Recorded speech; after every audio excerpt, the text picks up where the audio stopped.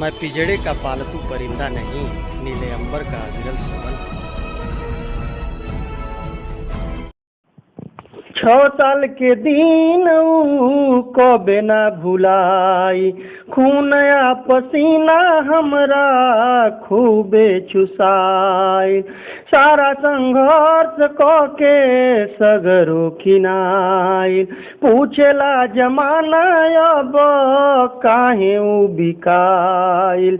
जवले तरसगर रहे दाढ़ी मिठाई, ना जननी अब उहे देहिया बसाई।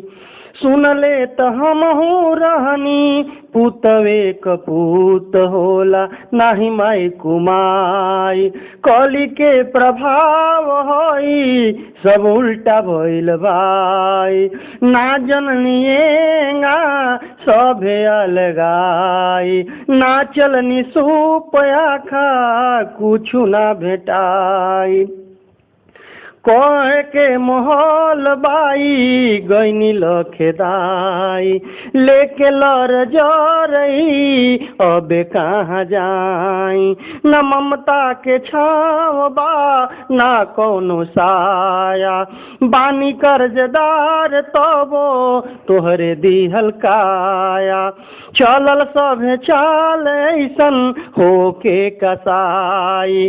अपने ही लोगवा हमें पानी तारसाई, केहू न पूछल हमसे कैसे घर बसाई। छोटे छोटे लइकन के केंगाऊ जियाई, छोड़ दिहल सबे हमके जा चूल्हा में झोकाई। ना जननिएगा छूछे रुमहनाई, कहले हमार बिरना अब माजाई। गईलू तू दोनों बेरी अंगूठवे घिसाइल, टाइगर के साथ रहे तबले किनाइल। अंगुरी ध के उनके गईलू तबे उ बिकाइल।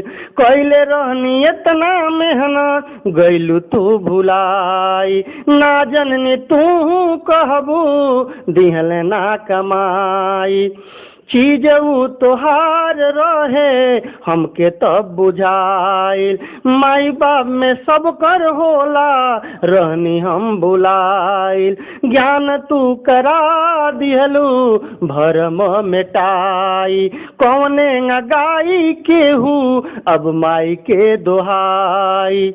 कहियाले चलती रही कबले बरियाई, कौनो दिन आई ऐसन दैबे फरियाई। ना जननी झूठ इतना साँच के दबाई, ढलस जे जुल्म सगरो क्लीन चिट उपाई। अबिरल तू सहल कर ई जाया नाही जाई, आजू तोहार बा कली उनकर बारी आई। एंगा तलसियो कौनो घाटे न जाई, मिलल बाटे सुगना तोहके ऐसन विदाई। मिलल बाटे सुगना तोहके ऐसन विदाई। कैनी न होम जा कौनो बेवफाई, काहे मिलल हमके ऐसन विदाई। जोर जुगत हम सगरो लगावनी, सींची सींची बगिया ई महकवनी। कोई न होम केहू से भी दगाई, काहे मिलल हमके ऐसन विदाई। रही रही के तो हमरा बुझाई, काहे मिलल हमके ऐसन विदाई। काहे मिलल हमके ऐसन विदाई। जेकरा से घर बसल आज हम बताई, नजर के कर लागल सब भी हिलाई। काहे मिलल हमके ऐसन विदाई, काहे मिलल हम हमके ऐसन विदाई। हई हम परिंदा कहीं फड़फड़ाई, छोड़ी के ई घर हम आज चली जाए।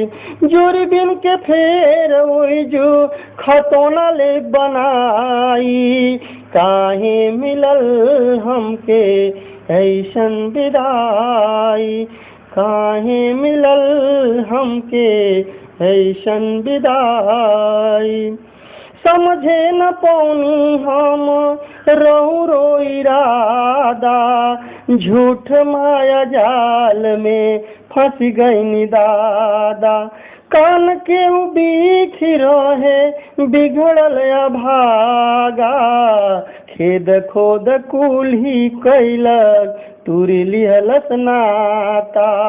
लिखा पढ़ी सब भइल नाही करवाई, काहे मिलल हमके ऐसन विदाई, काहे मिलल हमके ऐसन विदाई। खेलिया तोहार हमके कबो ना भुलाई, दिलवा के बात हमरो भीतरे रही जाई। एंगा तो बेटियों कोनो ससुरा न जाई, काहे मिलल हमके ऐसन विदाई। चाही के भी रौरा हमके भुला नहीं पाई, चीज हई ऐसन हम रही रही सताई, चीज हई ऐसन हम रही रही सताई। काहे मिलल हमके ऐसन विदाई, काहे मिलल हमके ऐसन विदाई।